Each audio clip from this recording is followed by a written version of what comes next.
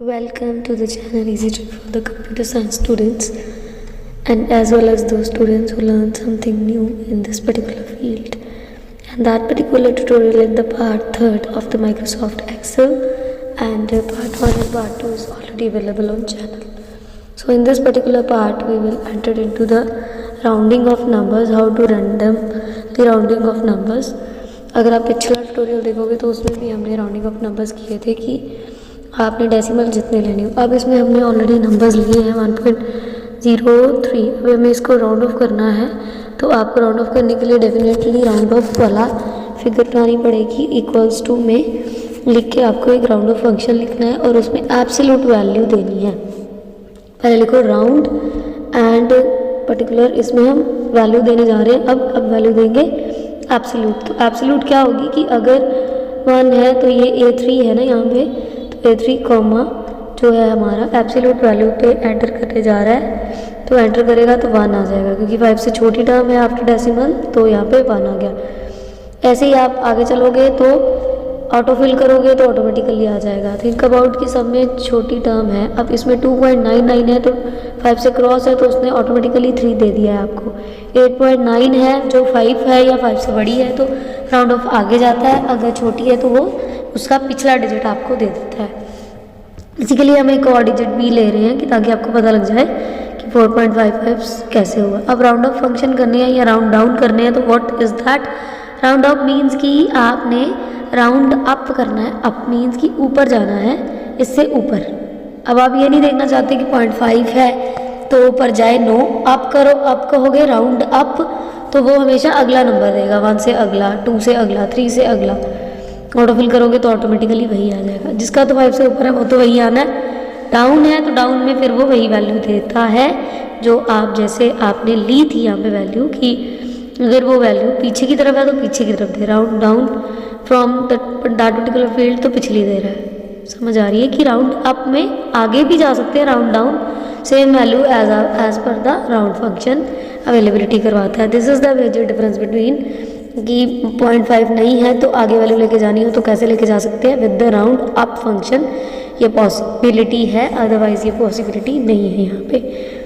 अब हम चलते हैं आगे कि इसको अगर आप सिलेक्ट कर लेते हो सारे को तो आप देख भी सकते हो कि सिलेक्ट करने के बाद भी ये ऑटोफिल इन एक्सेल में क्यों होता है। अब हम इसकी बात करते हैं कि मैं जब भी आप देख रहे हो कि फर्स्ट प्रेफरेंस किसी को देती हूँ तो उसके बाद ड्रैग करते हो आप तो सारा ऑटोफिल हो जाता है, क्योंकि ये एक प्रेफरेंस है। अब हम मंथ वाइज अगर चलते हैं कि जनवरी फरवरी, सबको पता है 12 मंथ्स इन होल ईयर, जनवरी लिखना है आपने तो ऑटोफिल करोगे तो ऑटोमेटिकली ये पूरे 12 के 12 मंथ्स दे देगा, क्योंकि ये एक इसमें इंटेलिजेंसी फीचर है जो कि बैकएंड पे डाला गया है विद द प्रोग्रामिंग कि अगर जनवरी है तो डेफिनेटली वो हमें मिल रहा है तो दिसंबर तक जाना है। मंडे डालोगे तो ऑटोफिल करोगे तो ऑल डेज वीक आएंगे टिल संडे तक।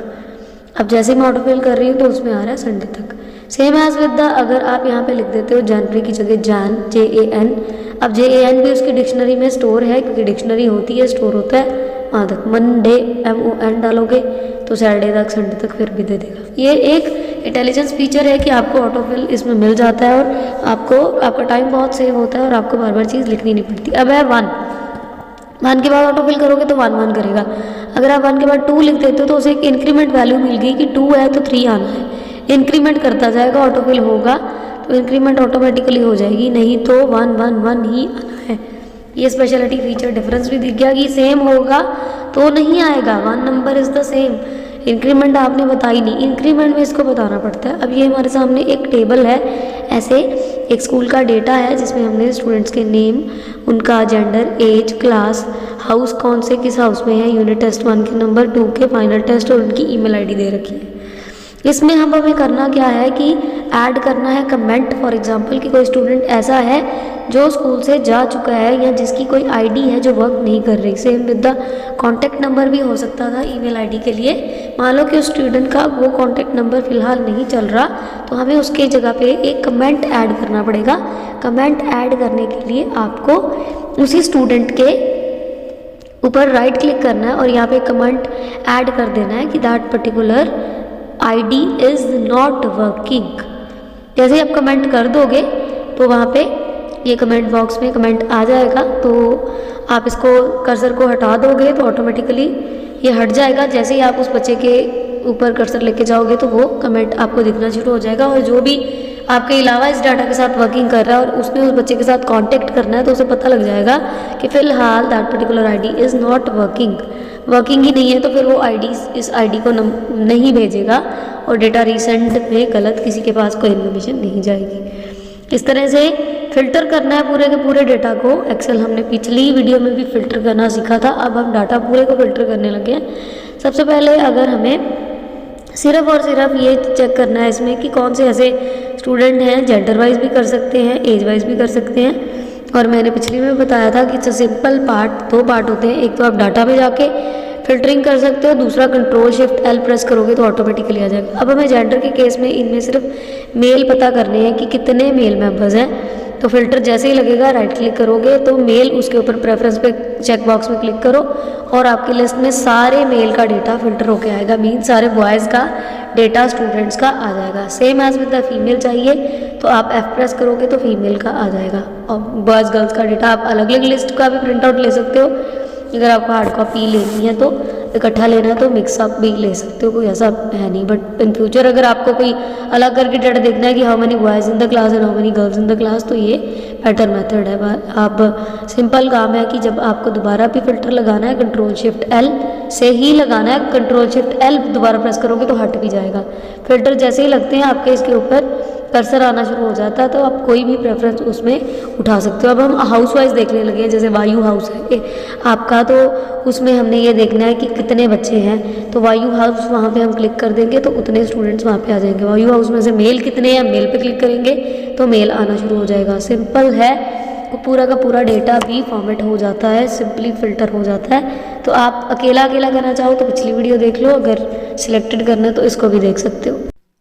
अब जैसे ही आप फिल्टर हटाते हो ना तो आप खुद देखोगे कि सारा डेटा ऑटोमेटिकली वापस रीफिलिंग पे आ जाएगा। फिल्टर हटाते जाओगे तो वापस वहीं पहुंचते जाओगे जहाँ से आपने स्टार्टअप किया था और सॉर्ट करते जाओगे फिल्टर के through with again I repeat the control shift plus L से भी हो सकता है, फिल्टर डेटा टेबल में एंटर करके भी हो सकता है। फाइन। उसके बाद है कि हमने कोई भी डेटा फिल्टर्ड करना है जब, तो कोई भी हमने लेना है, जैसे सॉर्टिंग करनी है with the name of person, कि that person name is the Gopal, तो हम उसका ही डेटा ले रहे हैं गोपाल का। तो राइट क्लिक करके हम उसका डेटा ले रहे हैं गोपाल का और अनफिल्टर करेंगे तो वही आ जाएगा। सॉर्टेड ऑन मल्टीपल कॉलम्स करोगे ना तो इसमें जैसे हमें किसी का नेम चाहिए और असेंडिंग और डिसेंडिंग ऑर्डर में फिल्टर वाइज चाहिए। जैसे हमें चाहिए Z to A, तो Z to A में V ऊपर आ रहा है और A to Z किया था तो A ऊपर आ रहा था। अब है कि इसमें हमें और भी कुछ एंटर करवाना है, जैसे फ़िल्टर लगे हुए हैं, अनफिल्टर्ड करना है तो अनफिल्टर्ड करोगे सारा डेटा वहीं पे ही वापस आ जाएगा जहाँ से हमने स्टार्ट किया था। और अगर हमें इसको कंटिन्यूटी में फिर से दोबारा कोई चीज़ पे इम्प्लीमेंटेशन करवानी है तो फिर हमें ऑटोमेटिकली इसके ऊपर फ़िल्टर फिर से लगाना पड़ेगा control shift and L use करके। फाइन, तो ये फ़िल्टर लग गया है, हटाना है तब भी कंट्रोल शिफ्ट और एल। अब हम सॉर्ट करने लगे हैं कुछ चीज़ों को कि एज वाइज कर लेते हैं और स्मॉलेस्ट टू लार्जेस्ट वैल्यू अगर हमें चाहिए कोई तो उस वाइज कर लेते हैं। ठीक है, स्मॉलेस्ट टू लार्जेस्ट वैल्यू में लार्जेस्ट टू स्मॉलेस्ट भी हो सकती है, स्मॉलेस्ट टू लार्जेस्ट भी हो सकती है। इफ़ स्मॉलेस्ट टू लार्जेस्ट तो ऑटोमेटिकली हमारा आ चुका है, एज का कॉम्बिनेशन ले लेते हैं स्मॉलेस्ट टू लार्जेस्ट का। लार्जेस्ट टू स्मॉलेस्ट लेते तो डेफिनेटली 17 ऊपर आना था।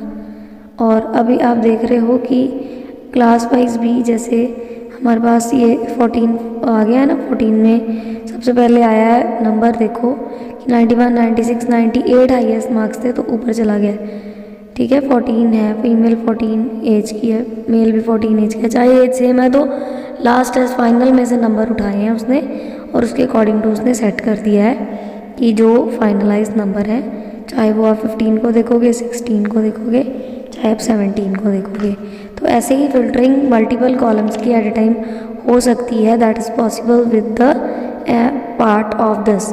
एंड आगे जब आप इसको और एंट्री में लेके जाओगे, ग्रेटर देन चाहिए कोई नंबर, स्मॉल इक्वल टू चाहिए कोई नंबर, आपको कोई भी बिटवीन चाहिए कोई नंबर, बिटवीन वाले भी देख सकते हो आप। ग्रेटर देन कहोगे तो ग्रेटर देन दिखाएगा, बट आप स्मॉलेस्ट कहोगे। बिटवीन वालों के अगर सिर्फ देखने हैं कौन से ऐसे स्टूडेंट हैं जिनके उनके बीच में आ रहे थे, तो बिटवीन करोगे तो उनके भी आ जाएंगे मार्क्स।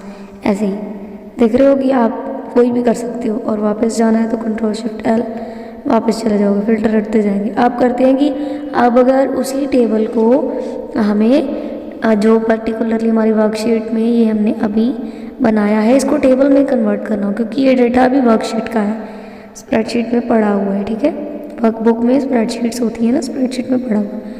या तो आप इंसर्ट टेबल में से टेबल इंसर्ट कर लो, या फिर कंट्रोल टी प्रेस करोगे तो वहाँ पे टेबल की ऑप्शन ऑटोमेटिकली इनेबल हो जाएगी, ये सिलेक्ट हो जाएगा ऑटोमेटिकली।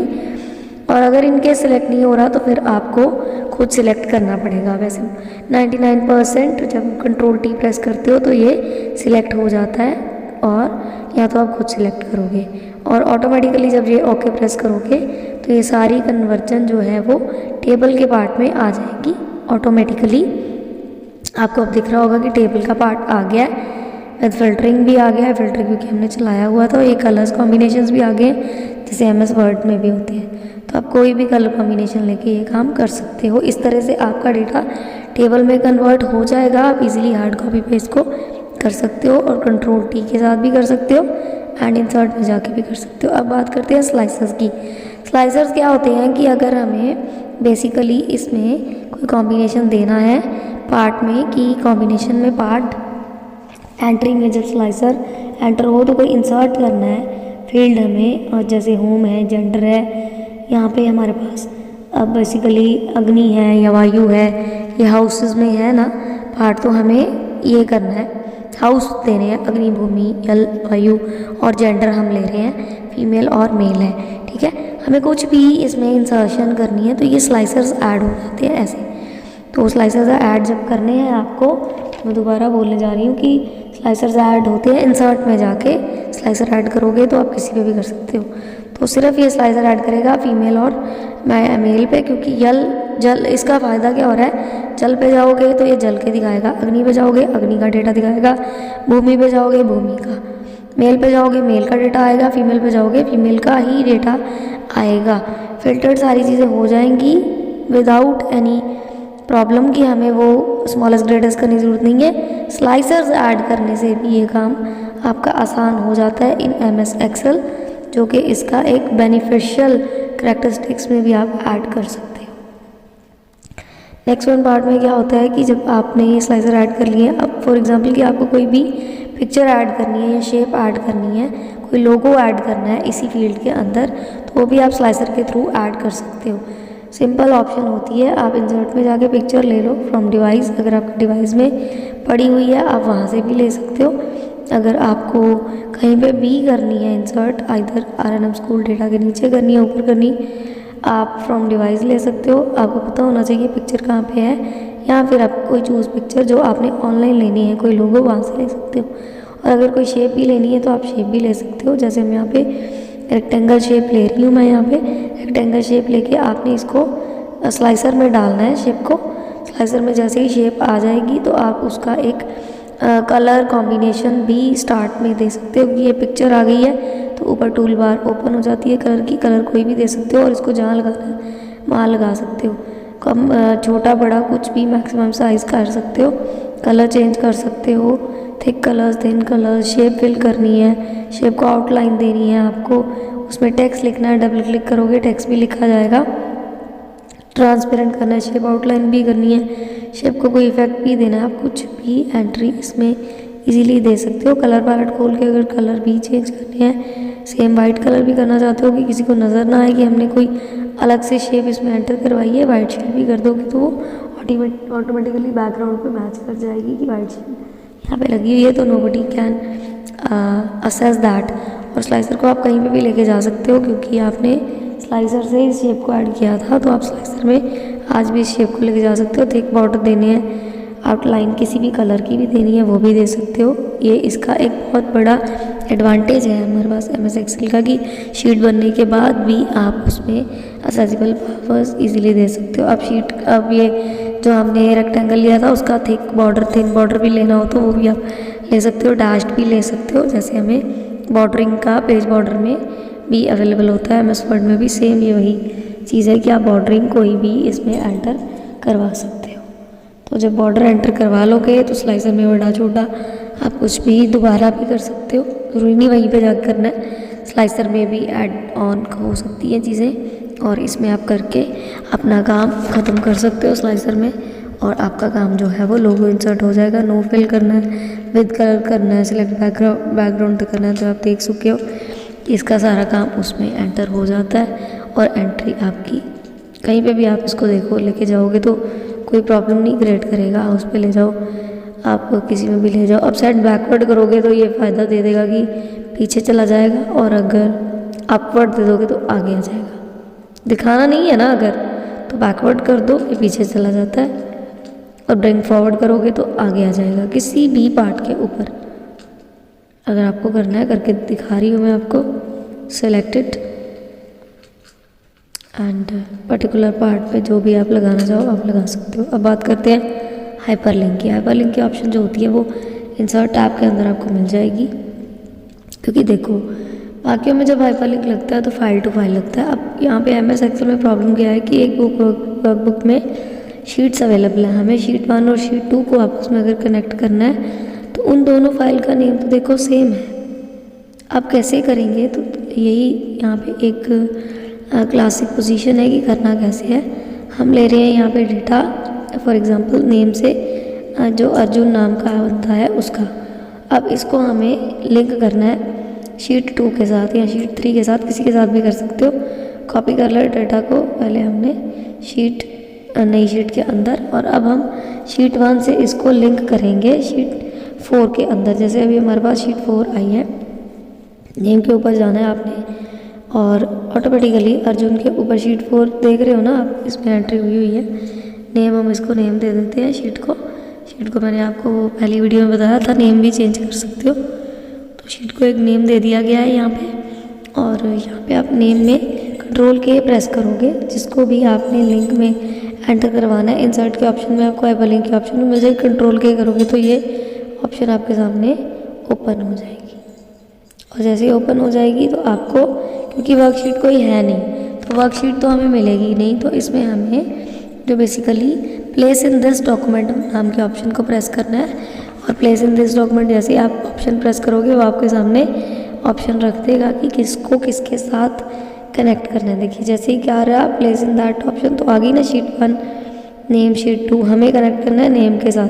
तो ऑटोमेटिकली हम यहाँ पे डालेंगे उस कॉलम का नंबर, जैसे A ब्लॉक है तो A1 A2 A3 नंबर है, जैसे A3 नंबर जैसे ही आप डालोगे तो A3 के साथ ही कनेक्ट करेगा नेक्स्ट शीट को, नेम्स वाली शीट को। तो नेम को हमने कनेक्ट कर दिया, उसका नेम भी हमने नेम रखा था। जैसे हम क्लिक करेंगे नेम के ऊपर वो हाइपरलिंक बनेगा, तो ब्लू कलर आ गया है और डेटा जो है आपका वो लिंक हो गया है दूसरी ही शीट में। आप इस पर क्लिक करोगे तो आप दूसरी शीट में पहुंच जाओगे। इसलिए लिंकिंग पॉसिबल है शीट टू शीट भी, ये नहीं है कि शीट टू शीट पॉसिबल नहीं है, सिर्फ ऑप्शन का फ़र्क है। आपको वहाँ पे प्लेस विद इन डॉक्यूमेंट में जाना है, प्लेस इन दिस डॉक्यूमेंट पे, और शीट को पहले नेम दे के रखना है द नेम प्रोसेस, तो आपका सारा काम इजीली ओपन अप हो जाएगा विद इन द लिंक, तो कोई प्रॉब्लम नहीं है। इस तरह से आप कोई भी लिंक करना चाहो इजीली कर सकते हो, कोई प्रॉब्लम नहीं है। फ़िल्टर लगा के भी कर सकते हो, फ़िल्टर के बिना भी कर सकते हो। और ऑटोमेटिकली अब मैं आपको दिखा रही हूँ कि कोई भी चेंजेस और भी करनी है आप इसमें कर सकते हो। प्लेसेस इन डॉक्यूमेंट किसी और के साथ जोड़ना है तो यही ऑप्शन होती है। एड्रेस में आप कुछ फिल नहीं करोगे, उसी के पार्ट से उठाओगे। और ऑप्शन है अगेन आई रिपीट, इंसर्ट में जाके या तो हाइपरलिंक ले लो या फिर कंट्रोल के प्रेस कर दोगे तो आपके सामने ये हाइपरलिंक का एक पार्ट आ जाएगा। अब है कि ऐड ड्रॉप डाउन लिस्ट कैसे करते हैं। ड्रॉप डाउन लिस्ट में जैसे मैंने ले रखे हैं ग्रेड A B और C, ये नेम है अर्जुन माधव वृंदा इंदु और गोपाल, इन्हें मुझे ग्रेड देने हैं और मैं चाहती हूँ कि कोई DE ग्रेड ना आ जाए, तो मुझे इसी ग्रेड को इधर जो है वो ऐड करना है। ऐड करते टाइम जब हमें इसको ऐड में एंट्री देनी है तो आपको जो है वो फिर एंट्री देने के लिए डेटा वैलिडेशन में पहले जाना पड़ेगा। तो कन्वर्ट करना है इसको सबसे पहले टेबल के अंदर, टेबल में कन्वर्ट हो जाएगा तो कंट्रोल T प्रेस करके भी कर सकते हो, मैंने बोला था। अब ड्रॉप डाउन मेन्यू हमें चाहिए, ड्रॉप डाउन मेन्यू आ गया है। डेटा वैलिडेशन लिस्ट लगानी है हमने। यहाँ पे डेटा वैलिडेशन में हमें लिस्ट सेलेक्ट करनी है, क्योंकि लिस्ट है वो एक फ़िल्टर लग चुका है वहाँ पे और टेबल आ चुका है। जब फ़िल्टर और टेबल आ चुके हैं तो ड्रॉप डाउन मेन्यू इसका ऑटोमेटिकली बन चुका है। यहाँ पे हमें दोबारा से बनाने की ज़रूरत नहीं है, सिलेक्ट करो और लिस्ट वैलिडेशन में ऑटोमेटिकली जाके यहाँ पे वैलिडेशन चेक में इसको लिस्ट में डाल दो, क्योंकि वो लिस्ट है। अब जैसे ही आप लिस्ट में डालोगे यहाँ पे आना शुरू हो जाएगा A, B और C, और आप कोई भी ग्रेड इसमें से ड्रॉप डाउन मेन्यू में से उठाओगे, इसको दे दोगे। फॉर एग्जांपल यहाँ पे हम दे रहे हैं ग्रेड A, अगर अर्जुन को दे रहे हैं तो अर्जुन को जैसे ही आप A ग्रेड दोगे, ऑटोफिल भी कर सकते हो, ऑटोफिल करोगे तो सब में A ग्रेड आ जाएगा सारा, ठीक है। जैसे मैंने पीछे बताया था 1 1 1 1 भी आ सकता है, A आ जाएगा। अब आपको चेंज करना है तो किसी पे भी चले जाओ, वहाँ पे किसी को A दे सकते हो, किसी को B दे सकते हो, बट ये फ़ायदा होगा ड्रॉप डाउन मेन्यू का यहाँ पे कि आपका एक ग्रेड वही आएंगे जो दूसरे अवेलेबल ही नहीं है ग्रेड टेबल में, वो नहीं आएंगे। और अब हम वापस चलते हैं अपनी दूसरी शीट के ऊपर, जिसमें हमने अभी किया था कि मल्टीपल रोज़ में डेटा की एंट्री कैसे करनी है। और यहाँ पे हम ईमेल के साथ भी वही काम करने लगे हैं। जैसे ईमेल है यहाँ पे, तो ईमेल को आपने कॉपी कर लिया। अब हम सेपरेशन करने लगे हैं कि स्प्लिट टेक्स्ट और टेक्स्ट टू कॉलम्स कैसे करते हैं। फॉर एग्जांपल कि हमें अर्जुन और @mail.com दोनों को अलग अलग करना है, तो आपको करना कैसे है कि आपको सेल के ऊपर जाके यहाँ पे ये देखना है कि सब में जो है वो @ इज़ द सेपरेटर, तो उसको सेपरेट करना है, टेक्स्ट को सेपरेट करना है। नेम है अर्जुन, माधव, वृंदा, इंदु, गोपाल, केशव, चंपा, अभिमन्यु, तो ये नेम है। तो ईमेल आईडी में भी नेम अवेलेबल है। तो आप क्या करोगे कि डेटा सेट के ऊपर जाके टेक्स्ट टू कॉलम्स में जाना है, ऑप्शन में टेक्स्ट टू कॉलम्स में जैसे ही आप जाओगे तो आपके पास जो है वो ऑप्शन एंट्री में मिल जाएगी आपको फिक्स्ड ग्रेड। तो यहाँ पे जैसे आप क्लिक करोगे तो उसमें आपको एंट्री में वो एंट्री दे देगा। और नेक्स्ट आप जैसे ही प्रेस करोगे तो यहाँ पे ऑप्शन आनी शुरू हो जाएंगी मल्टीपल, कि आपको कॉमा चाहिए उसमें या आपको कोई सेपरेशन चाहिए। अब हम कुछ भी नहीं अगर लेना चाहते तो डेफिनेटली है कि अदर में आप जाओगे तो हमें कोई भी चीज़ और नहीं चाहिए। @ हमने सेपरेटर से सेपरेट करना है, क्योंकि ना हमें कॉमा से सेपरेट करना, ना कोई टैब है हमारे पास, कुछ भी नहीं है। जैसे हम उसमें अदर में @ डाल देंगे तो वहाँ पे ऑप्शन में सारी ही हमें स्प्लिट करके दिखा रहा है कि @ से पहले सारे स्प्लिट हो जाएंगे। और यहाँ पे अब आपके सामने मैसेज आ जाएगा कि there is already data here. तो जैसे ही आप क्लिक करोगे तो ऑटोमेटिकली A कॉलम में सारे मेल के नेम आ जाएंगे, ईमेल वालों के यूज़र नेम, और B में सारा सेपरेटर में उनका डोमेन का नेम। वापस क्लिक करोगे तो वहीं पे दिखेंगे स्प्लिट में, और अगर डायरेक्टली क्लिक करोगे तो फिर उसमें आ जाएंगे। और इस तरह से आप उसमें पूरे में मेल दोबारा भी ले सकते हो। अब टेक्स्ट टू कॉलम में जाके उसको अदर में हमने @ डाला हुआ है ना, तो उसमें कॉपी करके भी देखो, कॉपी करके देखोगे तो तब भी डिफरेंट हो जाएंगे। इधर वो कॉपीड हो, डुप्लीकेसी करके भी कर सकते हो और वैसे भी कर सकते हो। और इस तरह that part is finished, and if you have any type of question, kindly comment it to the comment box. Next part definitely will become very soon.